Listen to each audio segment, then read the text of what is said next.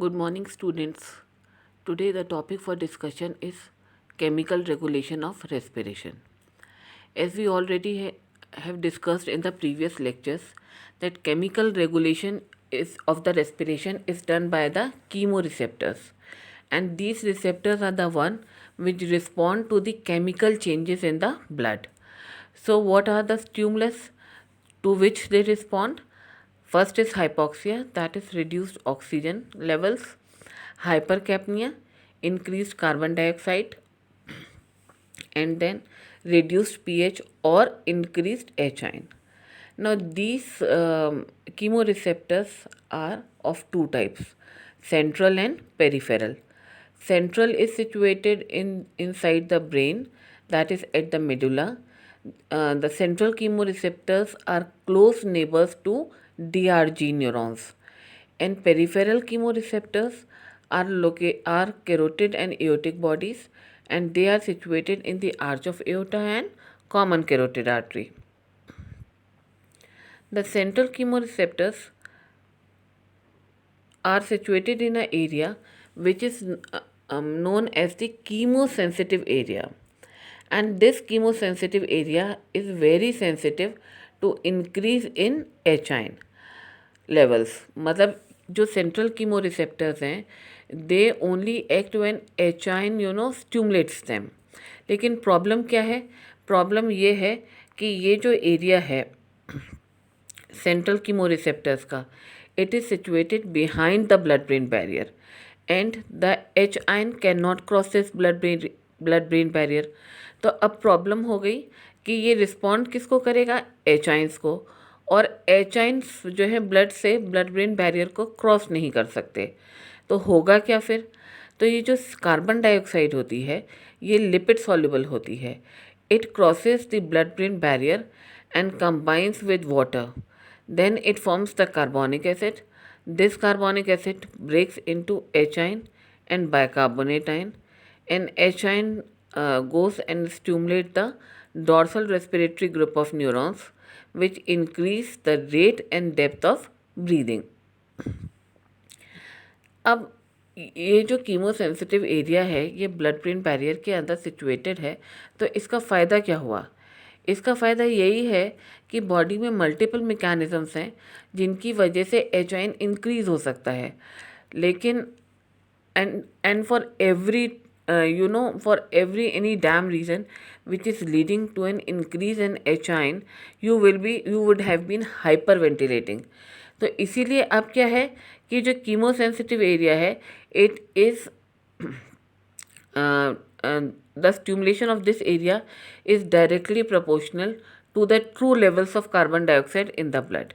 क्योंकि जितनी carbon dioxide बढ़ेगी उतनी ही वो ब्लड ब्रेन बैरियर को क्रॉस करके अंदर जाएगी, वो कंबाइन करेगी, ब्रेक करेगी और एच आइन बन के DRG को स्ट्यूमुलेट करेगी. So this is the advantage of the central chemoreceptors being situated inside the blood brain barrier. So let's read this. The area is situated behind the blood brain barrier. The blood brain barrier is impermeable to all blood-borne constituents except lipid soluble molecules like CO2 and oxygen. H ions cannot cross this area.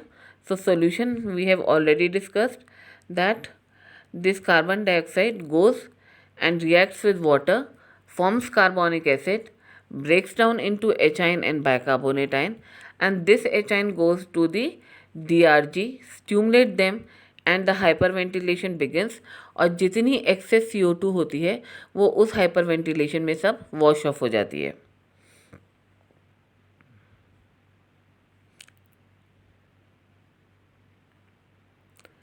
Now, one important thing that the increased partial pressure of carbon dioxide in CSF is more effective than partial pressure of carbon dioxide in interstitial fluid.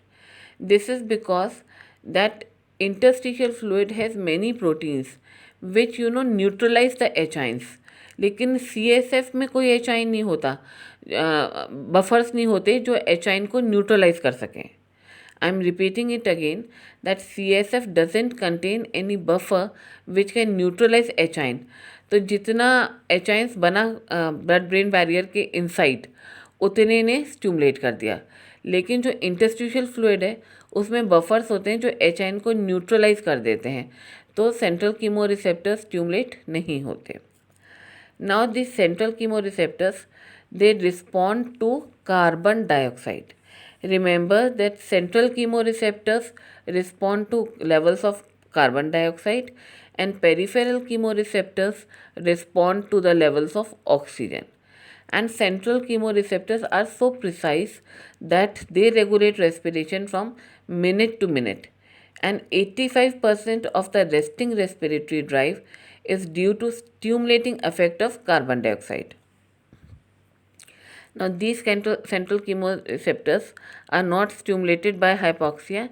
In fact, they are depressed by hypoxia, and these are also inhibited by anesthesia and cyanides.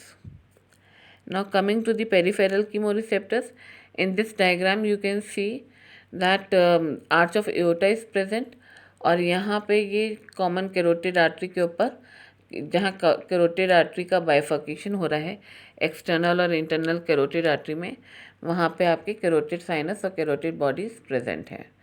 And then you can see the aortic bodies which are present.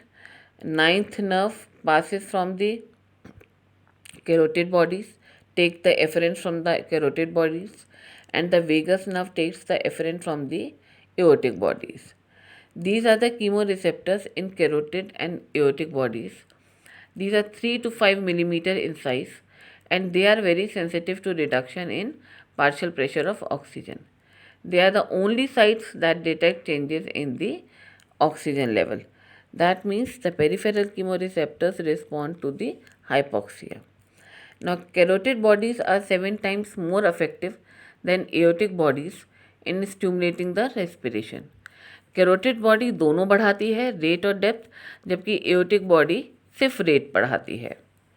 We have already discuss कि carotid body और aortic bodies कहाँ present होती हैं और उनके एफरेंस कौन लेके जाता है। नाउ ये जो कैरोटिड और एओर्टिक बॉडीज़ होती हैं, they sense the dissolved oxygen levels, PO2 को असेस करती हैं डिजॉल्व्ड ऑक्सीजन के through. So the blood flow to the carotid and aortic body is highest in the body, that is 2000 ml per 100 gram per minute. So this high blood flow rate minimizes the effect of chemoreceptor metabolism on blood gas content, and this allows for a truer reading of arterial oxygen levels.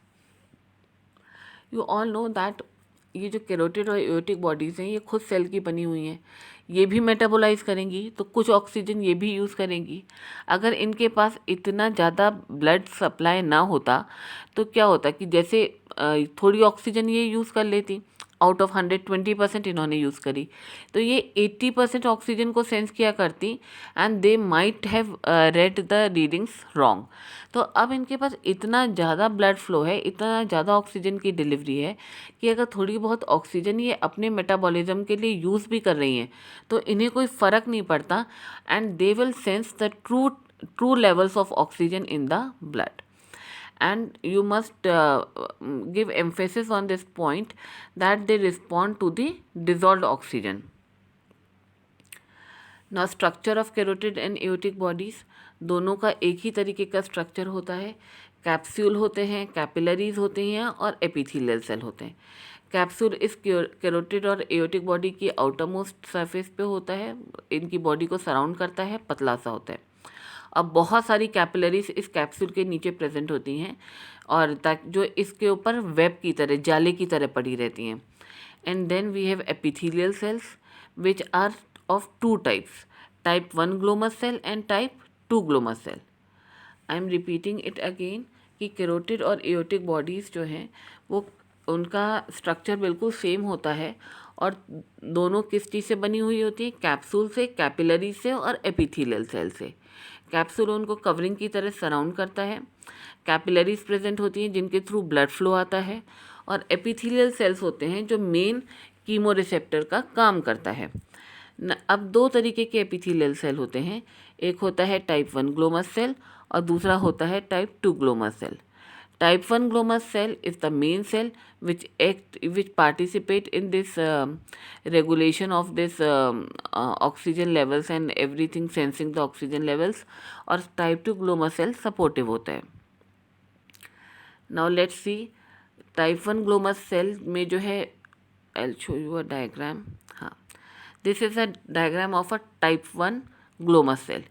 You can see the stars made here. इनमें क्या है, ये granules हैं which contains catecholamines. और आपको यहाँ दो तरीके के चैनल्स दिख रहे हैं, पोटेशियम चैनल और लॉन्ग टाइप कैल्शियम चैनल. और बाहर से ये स्प्रे नर्व एंडिंग्स हैं जो इसके ऊपर पड़ी हुई होती हैं. और यहाँ ब्लैक कलर का आपको दिख रहा होगा डोपामीन 2 रिसेप्टर.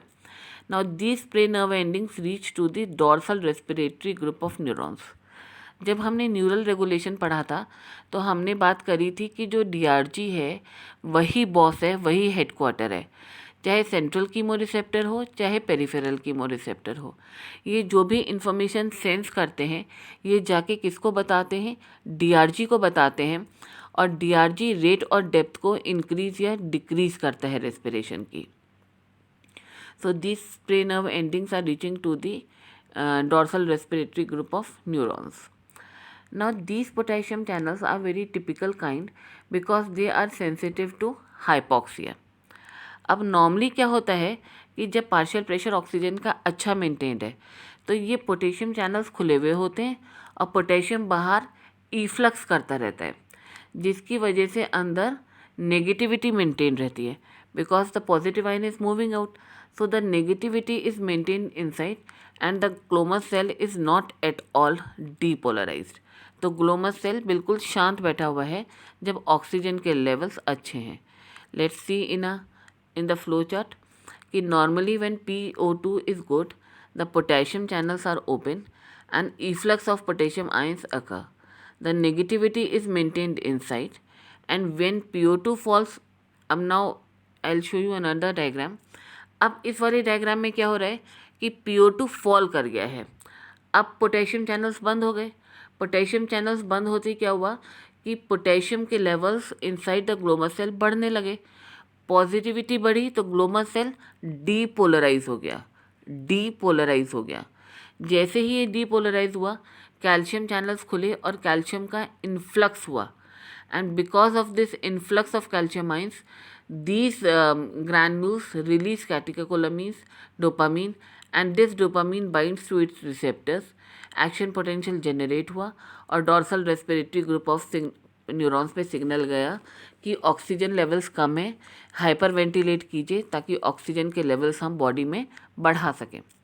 जब कार्बन डाइऑक्साइड के लेवल्स ज़्यादा हो जाते हैं then we also the levels, the hyperventilation occurs to wash off the carbon dioxide. और जब ऑक्सीजन के लेवल्स कम हो जाते हैं तब भी हम हाइपर वेंटिलेट करते हैं to increase the level of oxygen. So when PO2 falls below 100, the inactivation of potassium channels occurs. There is decreased efflux of potassium ions. The positivity develops inside, that is depolarization. There is opening of L-type calcium channels and influx of calcium ions. Vesicles release dopamine and this go and binds with D2 receptors and a action potential is generated which leads to the signals to the dorsal respiratory group of neurons, and finally the impulses reaches the dorsal respiratory group of neurons and there is increase in rate and depth of respiration. Type 2 cells we have already discussed that they are just only in the supportive role.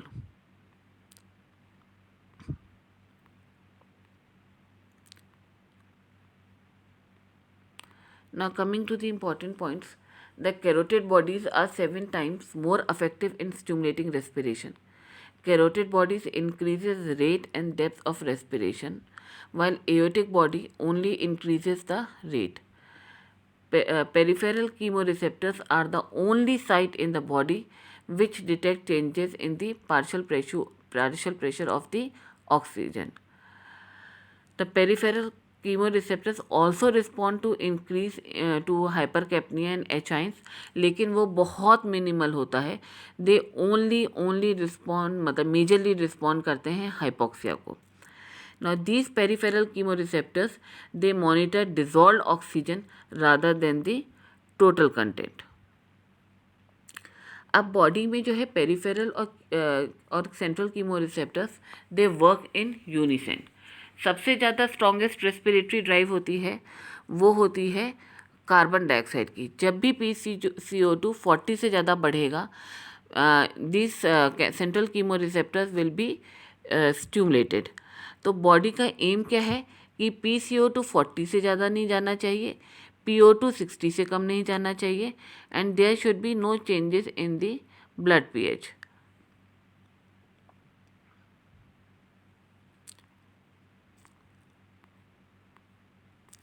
Now there are two conditions. एक है जब हमारा partial pressure oxygen का 100 to 60 के बीच में है. तो जब भी हाइपोक्सिया होगा, it will lead to the stimulation of peripheral chemoreceptors. पूरा टाइप 1 ग्लोमर सेल जो है वो डिस्चार्ज करेगा और ग्रैन्यूल्स को, और सिग्नल्स कहाँ जाएंगे, dorsal respiratory group of neurons को, और वेंटिलेशन बढ़ जाएगा. जैसे ही वेंटिलेशन बढ़ेगा, CO2 की वॉशिंग ऑफ होगी, और CO2 is a strong stimulant for central chemoreceptors. तो क्या होगा कि सेंट्रल कीमोरिसेप्टर जैसे ही CO2 के लेवल कम होंगे तो थोड़ा सा सेंट्रल कीमोरिसेप्टर इनहिबिट होने लगेगा, जिसकी वजह से वेंटिलेशन डिक्रीज हो जाएगा. तो इस केस में जब PO2 100 से 60 के बीच में है, पेरिफेरल कीमोरिसेप्टर और सेंट्रल कीमोरिसेप्टर्स एक दूसरे को नलीफाई कर देंगे और इस PO2 पे हाइपर वेंटिलेशन नहीं होगा. लेकिन जब PO2 60 से नीचे चला जाता है तो पेरिफेरल कीमोरिसेप्टर्स इतने स्ट्रांगली स्टिमुलेट होते हैं कि इवन वो सेंट्रल कीमोरिसेप्टर्स को ओवरराइड कर देते हैं, and we see a marked level of pulmonary ventilation in this case. So with this, before ending the lecture, let's see the effect of hypercapnia. Normal levels of PCO2 are 40 millimeter mercury. Hypercapnia is usually not due to overproduction, but it is due to retention in obstructive lung disease. और जब भी हाइपरकैप्निया होगा, PCO2 increase होंगे तो central chemoreceptors stimulate होंगे, pulmonary ventilation बढ़ेगा, that is hyper ventilation होगा, CO2 की वॉशिंग ऑफ होगी और वेंटिलेशन नॉर्मल हो जाएगा. So the linear relationship exist between PCO2 and pulmonary ventilation. So with this, we finish this part of chemical regulation. Thank you.